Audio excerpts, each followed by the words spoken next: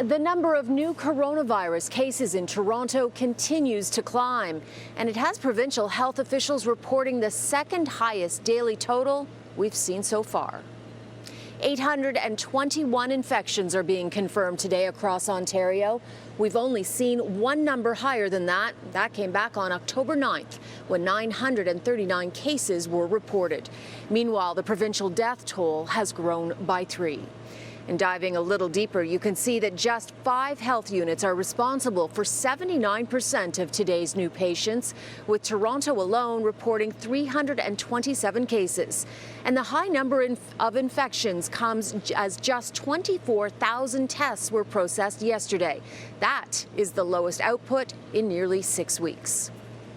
So, only 24,000 tests completed. That's the lowest number in over a month, as I just said. The capacity for testing is close to 50,000 a day. And I asked the Premier why the number of tests is so low. Right now, we can't force people to come in for a test. No matter if it's in North Rexdale or up in Northwest Toronto, where we're seeing some issues, we're encouraging people to get there. We're putting pop-up testing centers, be it in Brampton or other areas. If you're showing symptoms, please get tested. It's quite a change from just 3 weeks ago, when assessment centers were overwhelmed with lineups that could last up to 8 hours, a backlog that ballooned to 90,000 and many waiting over a week for results. When the government changed the criteria for testing at assessment centers to mainly people with symptoms only, appointments booked up for days in advance.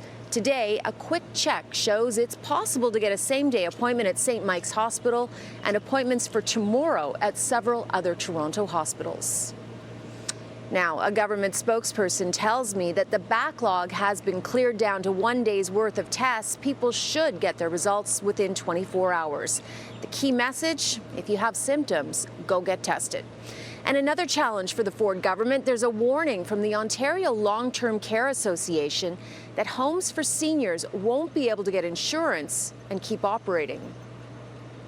According to this letter from the association, which represents more than 70% of the province's long-term care homes, the system is in a precarious situation, which could displace the majority of residents because insurance companies are eliminating liability protection for communicable diseases like COVID or the flu, and the majority of policies are facing renewal in December.